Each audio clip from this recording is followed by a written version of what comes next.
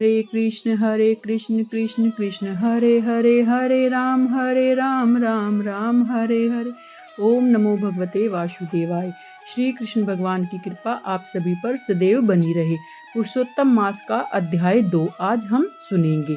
तो चलिए अध्याय को शुरू करते हैं। अभी तक आपने अगर अध्याय 1 नहीं सुना है तो चैनल पर जाकर अध्याय 1 अवश्य सुनिए। पुरुषोत्तम मास में रोज के अध्याय सुनना से हमें कृष्ण भगवान की कृपा मिलती है। अध्याय 2 में सूत जी बोले, राजा परीक्षित के पूछने पर भगवान सुखदेव द्वारा कथित परम पुण्य पद श्रीमद् भागवत सुखदेव जी के प्रसाद से सुनकर और अनंतर राजा का मोक्ष भी देखकर अब यहाँ यज्ञ करने को उद्यत ब्राह्मणों को देखने के लिए मैं आया हूँ और यज्ञ में दीक्षा लिए हुए ब्राह्मणों को दर्शन कर मैं कृतार्थ हुआ हूँ। ऋषि बोले, हे साधो, अन्य विषय की बातों को त्याग कर भगवान कृष्ण देवपायन के प्रसाद से उनके मुख से जो आपने सुना है वही अपूर्व विषय हे सूत आप हमसे लोगों से कहिए। हे महाभाग, संसार में जिससे परे कोई सार नहीं है, ऐसी मन को प्रसन्न करने वाली और जो सुधा से भी अधिकतर हितकर ऐसी पुण्य कथा हम लोगों को सुनाइए। सूत जी बोले, विलोम ब्राह्मण के चरु में क्षत्रिय का चरु मिल जाने से उत्पन्न होने पर भी मैं धन्य हूँ। जो श्रेष्ठ पुरुष भी आप लोग मुझसे पूछ रहे हैं, भगवान व्यास के मुख से जो मैंने सुना है वह यथा ज्ञान मैं कहता हूँ। एक समय नारद मुनि नर नारायण के आश्रम में गए, जो आश्रम बहुत से तपस्वियों, सिद्धों और देवताओं से भी युक्त है और बैर, बहेड़ा, आंवला, बेल, आम, अमड़ा, केत, जामुन, दम्बादी और अनेक वृक्षों से सुशोभित है। भगवान विष्णु के चरणों से निकली हुई पवित्र गंगा और अलकनंदा भी वहाँ बह रही है।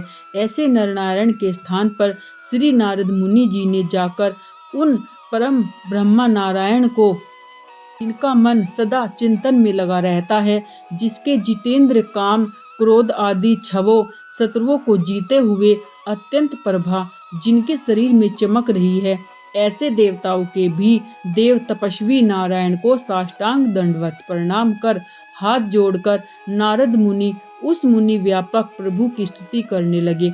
नारद जी बोले, हे देव, हे जगन्नाथ, हे कृपा सागर सतपते, आप सत्यवर्त हो, त्रिसत्य हो, सत्य आत्मा हो और सत्य संभव हो।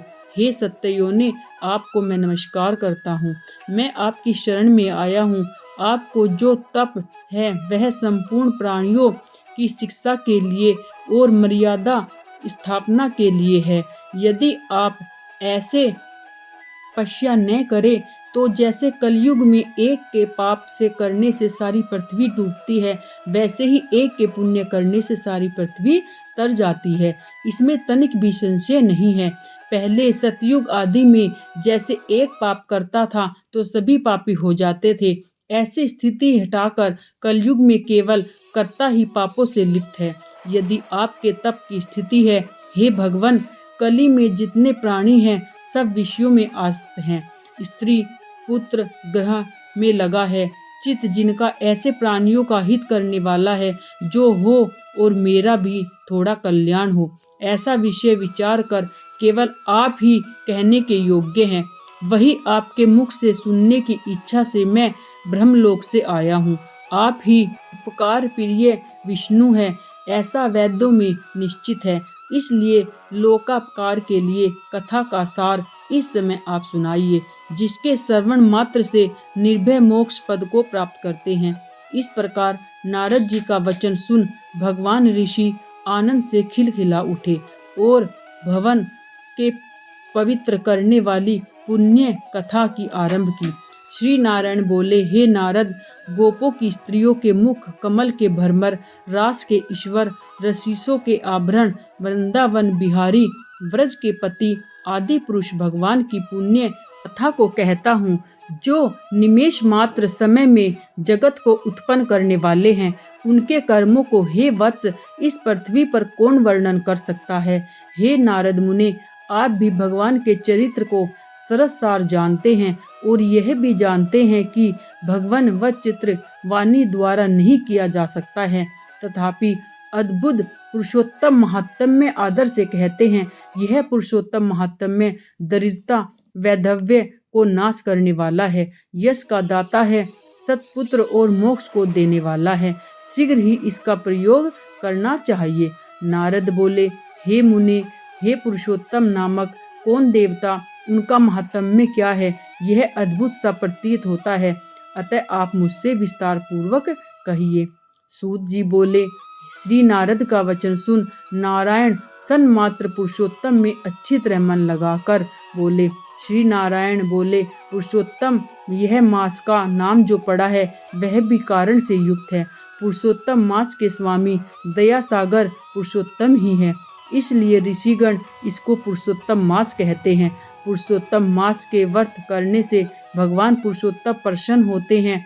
नारद जी बोले, चैत्र आदि मास जो हैं में अपने स्वामी देवताओं से युक्त हैं, ऐसा मैंने सुना है, परंतु उनके बीच में पुरुषोत्तम नाम का मास मैंने नहीं सुना है। पुरुषोत्तम मास कौन है और पुरुषोत्तम मास के स्वामी कृपा कर निधि पुरुषोत्तम कैसे हुए? हे कृपा निधि, यह आप मुझसे कहिए। इस मास का स्वरूप विधान के सहित हे प्रभु कहिए। हे सतपते, इस मास में क्या करना चाहिए, कैसे स्नान करना है, क्या दान करना है, यह सब आप मुझसे कहिए।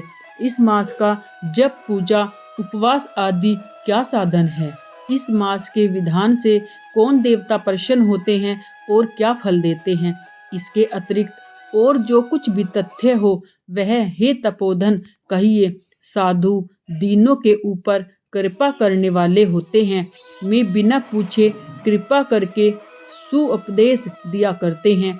इस पृथ्वी पर जो मनुष्य दूसरों के भाग्य के अनुवर्ती दरिद्रता से पीड़ित है, नित्य रोगी रहते हैं, पुत्र चाहने वाले हैं, जड़ गूंगे, ऊपर से अपने को बड़े धार्मिक दर्शाने वाले, विद्या विहीन, मलिन वस्त्रों को धारण करने वाले, नास्तिक, पर स्त्रीगामी, नीच, जर्जर, दासवृत्ति करने वाले, आशा जिनकी नष्ट हो गई है, संकल्प जिनके भंग हो गए हैं, तत्व जिनके क्षीण हो गए हैं, कुरूपी रोगी, कुष्ठी, टेढ़े मेढ़े अंग वाले, अंधे, इष्ट वियोग, मित्र वियोग, स्त्री वियोग, आप्त पुरुष वियोग, माता पिता विहीन, शोक दुख आदि से सूख गए हैं, अंग जिनके अपने इष्ट वस्तु से रहित उत्पन्न हुआ करते हैं, किस अनुष्ठान के करने और सुनने से पुनः उत्पन्न न हो, हे प्रभु ऐसा प्रयोग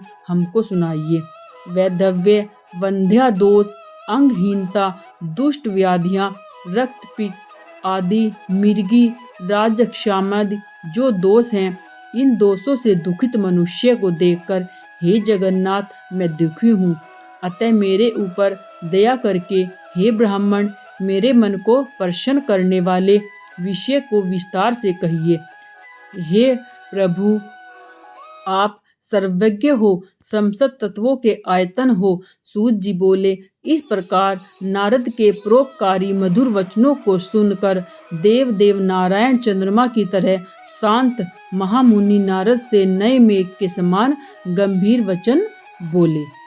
श्री कृष्ण भगवान की जय। तो ये था आज का पुरुषोत्तम मास का अध्याय 2।